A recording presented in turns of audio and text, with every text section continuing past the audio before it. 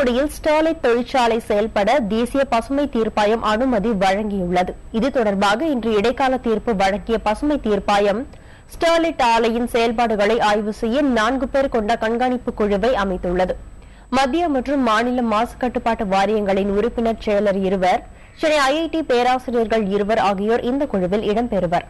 மாதத்திற்கு 3 முறை ஸ்டெர்லைட் ஆலைக்கு சென்று ஆலையை இயக்குவதற்கான ஏற்பாடுகள், வாயு கசிவு, காற்றின் மாசு, இயந்திரங்கள் குறித்து ஆய்வு நடத்த 4 பேர் குழுவுக்கு பசுமை தீர்ப்பாயம் உத்தரவிட்டுள்ளது.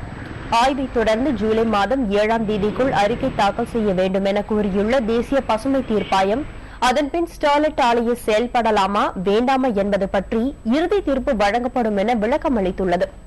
பல தொழிற்சாலைகள் உள்ள பகுதியில் ஸ்டெர்லைட் ஆலையில் இருந்துதான் வாயு கசிவு ஏற்பட்டதாக எவ்வாறு குற்றம் சாட்ட முடியும் என்றும் தீர்ப்பாய நீதிபதிகள் கேள்வி எழுப்பினர். வாயு கசிவு வெளியானதற்கான அறிவியல் ஆதாரங்களை தமிழக மாசு கட்டுப்பாட்டு வாரியம் போதிய அளவு சமர்ப்பிக்கவில்லை எனவும் நீதிபதிகள் தெரிவித்தனர். கடந்த மார்ச் மாதம் 23ஆம் தேதி தூத்துக்குடி ஸ்டெர்லைட் ஆலையிலிருந்து நச்சு வாயு கசிவு ஏற்பட்டதாக கூறப்படுகிறது. இதன் பேரில் மார்ச் 29ஆம் தேதி ஆலையை மூட தமிழ்நாடு மாசு கட்டுப்பாட்டு வாரியம் உத்தரவிட்டது. இதை எதிர்த்து ஆலை சார்பில் தொடரப்பட்ட வழக்கில் தற்போது இடைக்கால அனுமதி வழங்கப்பட்டிருக்கிறது.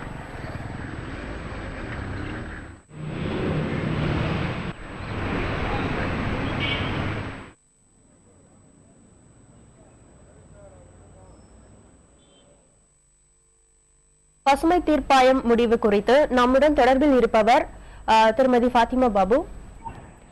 மேம், சொல்லுங்க, இத பத்தி உங்களோட கருத்து என்ன? இந்த தீர்ப்பு, பசுமை தீர்ப்பாயத்துடைய தீர்ப்பு எங்களுக்கு மிகுந்த அதிர்ச்சியும் வேதனையும் தருது.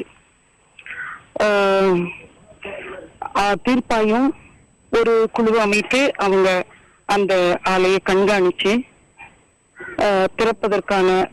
திறப்பதா இல்லையாங்கிறத முடிவெடுப்பாங்க. இந்த அறிவியல் ஆதாரம் எதையும் சரியாக பிசிபி மாசு கட்டுப்பாட்டு வாரியம் சமர்ப்பிக்கவில்லை என்பதை பசுமை தீர்ப்பாயம் சொல்லியிருக்கின்றது. எனும் பொழுது ஆதாரங்களை சரியாக பிசிபி பொல்யூஷன் கண்ட்ரோல் போர்டு மாசு கட்டுப்பாட்டு வாரியம் சமர்ப்பிக்கவில்லை என்பதை அவர்கள் பதிவு செய்திருக்கின்றார்கள். தீர்ப்பாயம் இந்த ஆலையை ஒரு கட்டத்திலே நிரந்தரமாக திறக்க கூட அனுமதி வழங்கலாம். ஆனால் மக்களை பொறுத்தவரை அன்றாடம் இந்த நச்சுக்காற்றை சுவாசித்தே ஆக வேண்டும் நீங்கள் என்று யாராலும் எங்களை நிர்பந்திக்க முடியாது. இது அரசியல் சாசனம். இந்த நாட்டு மக்களுக்கு வாழ்வதற்கு, ஆரோக்கியத்தோடு வாழ்வதற்கு, மாண்போடு வாழ்வதற்கு அளிக்கப்பட்ட ஒரு உரிமை, வாழ்வுரிமை என்பது அளிக்கப்பட்ட ஒரு உத்தரவாதம்.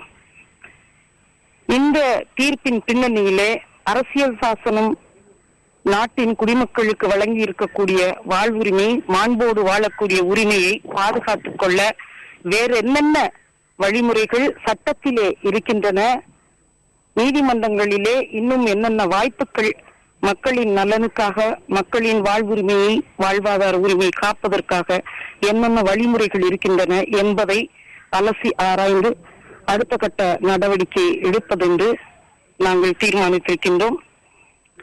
போராட்டத்திலே ஈடுபட்டிருந்த மக்களும் பொதுவாக, குறிப்பாக 23ஆம் தேதி மார்ச் பாதிக்கப்பட்ட மக்கள் ஏறத்தாழ அந்த மாநகர் முழுவதும் பல்வேறு பகுதிகளிலே பாதிப்புகளை உணர முடிந்தது. பாதிக்கப்பட்ட மக்கள் அனைவரும் அதிர்ச்சியிலே இருக்கின்றார்கள், ஒரு கொந்தளிப்பான ஒரு மனநிலையிலே இருக்கின்றார்கள். அவர்களின் போராட்டம் தங்களுடைய ஆரோக்கியமான மாண்பான வாழ்க்கையை பாதுகாத்துக் கொள்வதற்காக தொடரும். இதைத்தான் இப்ப நாங்க சொல்ல முடியும். முதல்வரின் பார்வைக்கும் முதல்வரிடம் முறையிட்டு மாசு கட்டுப்பாட்டு வாரியம் அறிவியல் ஆதாரங்களை ஏன் சமர்ப்பிக்கவில்லை, தீர்ப்பாயமே சொல்லியிருக்கின்ற அந்த கருத்தை என்பதை நாங்கள் முதல்வரிடம் முறையிட்டு அடுத்த கட்ட நடவடிக்கையை தீர்மானிக்க இருக்கின்றோம். உங்களுக்கு இந்த தீர்ப்பு திருப்திகரமா இருக்கா? இப்ப பாத்தீங்கன்னா மத்திய மற்றும் மாநில மாசு கட்டுப்பாட்டு வாரியங்களோட உறுப்பினர் செயலர் 2 மற்றும் சென்னை ஐஐடி பேராசிரியர்கள் 2 இந்த குழுல இடம்பெற்றிருக்காங்க. இவங்களோட விசாரணை நடவடிக்கை எப்படி இருக்கும் நீங்க நினைக்கிறீங்க? இன்றைக்கு மாசு கட்டுப்பாட்டு வாரியம் அறிவியல் ஆதாரங்களை போதுமான அளவு சமர்ப்பிக்கவில்லை என்று தீர்ப்பாயமே சொல்லியிருக்கக்கூடிய நிலையிலே முதல்வர் இதில் தனி அக்கறை செலுத்தி இந்த மாசு கட்டுப்பாட்டு வாரியம் தன்னுடைய பணியை சரியாக செய்கின்றதா செய்ய போகின்றதா என்பதை தனிக்கவனத்தோடு அவர்கள் கண்காணிக்க வேண்டும் என்பதுதான் எங்களுடைய நிலைப்பாடாக இருக்கின்றது. 1997ஆம் ஆண்டு நடந்த ஒரு சம்பவத்திலே ஸ்டெர்லைட் ஆலையிலிருந்து கசிவு ஏற்பட்டு பல பெண்கள் மயங்கி விழுந்து கருச்சிதைக்கு உட்பட்டு ஒரு சம்பவம் நடந்தது. அன்றைக்கு இருந்த மாவட்ட நிர்வாகமும் இது ஸ்டெர்லைட் ஆலை அல்ல என்று முடித்தார்கள். அப்ப யார் குற்றவாளி என்பதற்கான ஒரு எந்த விதமான தேடலும் இருக்கவில்லை. அப்ப இவ்வளவு பாதிக்கப்பட்ட மக்கள் ஏற்பட்ட பாதிப்பு, அதற்கு காரணம் என்ன? இவர்கள் குற்றமற்றவர்கள் அல்ல என்று சொல்வதுதான் மாவட்ட நிர்வாகத்துடைய பணியா, மாசு கட்டுப்பாட்டு வாரியத்தின் பணியா? யார் குற்றவாளி? இவ்வளவு பேர் பாதிக்கப்பட்டமே. அதனால தீர்ப்பாயமே சொல்லி இருப்பது போல இவர்கள் அறிவியல் ஆதாரத்தை முழுமையாக போதுமான அளவு சமர்ப்பிக்கவில்லை என்று தீர்ப்பாயம் சொல்லியிருக்கின்றது. இதை முதல்வரின் கவனத்திற்கு கொண்டு போய் அவர்கள் இதை தனி கவனம் செலுத்தி மக்களுடைய வாழ்வுரிமைக்கு உத்தரவாதத்தை, அரசியல் சாசனம் எங்களுக்கு வழங்கி இருக்கக்கூடிய அந்த உத்தரவாதத்தை அளிப்பதற்கு அவர்கள் நடவடிக்கை எடுக்க வேண்டும் என்ற ஒரு நம்பிக்கையோடு நாங்கள் அவர்களிடம் செல்வோம். எனவே மத்திய மாநில மாசு கட்டுப்பாட்டு வாரியங்கள் அங்கு போய் மறுபடி அங்கே பார்வையிடுகின்றார்கள், கண்காணிக்கின்றார்கள் என்றால் இது குறித்து மிகுந்த நம்பிக்கையோடு முதல்வர் தலையிட்டால் ஒழிய இந்த நம்பிக்கையோடு என்னால் எந்த ஒரு கருத்தையும் தெரிவிக்க முடியவில்லை. மேடம், தங்கள் கருத்துக்களை பதிவு பண்ணதுக்கு மிக்க நன்றி. ஸ்டெர்லைட் ஆலையில் இருந்து நச்சுவாயு கசிவு வெளியானது உண்மைதான் என மதிமுக பொதுச் செயலாளர் வைகோ தெரிவித்துள்ளார். இது தொடர்பாக டெல்லி செய்தியாளர் கௌதம் கார்த்திகேயனிடம் அவர் பகிர்ந்து கொண்ட கருத்துக்களை இப்போது பார்ப்போம். ஸ்டெர்லைட் ஆலையை மீண்டும் இயக்க தேசிய பசுமை தீர்ப்பாயம் இன்று உத்தரவிட்டிருக்கிறது. இந்த வழக்கின் மனுதாரரான மதிமுக பொதுச் செயலாளர் வைகோ நம்மோடு இருக்கிறார். அவருடன் இது குறித்து பேசுவோம். வணக்கம் சார். இன்றைக்கு ஸ்டெர்லைட் ஆலையை மீண்டும் இயக்குவதற்கு தேசிய பசுமை தீர்ப்பாயம் உத்தரவிட்டிருக்கிறது. இந்த தீர்ப்பு குறித்து உங்களுடைய கருத்து என்ன? தீர்ப்பு எனக்கு அதிர்ச்சி அளிக்கிறது. இந்த ஸ்டெர்லைட் ஆலை மூடுவதற்கு தமிழ்நாடு மாசு கட்டுப்பாட்டு வாரியம் பிறப்பித்த அந்த உத்தரவை எதிர்த்து மேல்முறையீடு செய்த போது இந்த மேல்முறையீடு இங்கே செய்யக்கூடாது, பசுமை தீர்ப்பாயத்தில் இது விசாரணைக்கு இப்போ எடுக்கக்கூடாது. அங்கே மேல்முறையீட்டு ஆணையம் இருக்கிறது. மேல்முறையீட்டு ஆணையத்திலே அவர்கள் முறையீடு செய்து அதனுடைய தீர்ப்பின் அடிப்படையிலே தான் அவர்கள் இந்த தீர்ப்பாயத்துக்கு வர வேண்டும் என்று சட்ட விதிகள் மிக தெளிவாக இருக்கின்றன. அதைத்தான் நாங்கள் பிரதான ஆட்சேபனையாக எழுப்பியிருக்கிறோம்.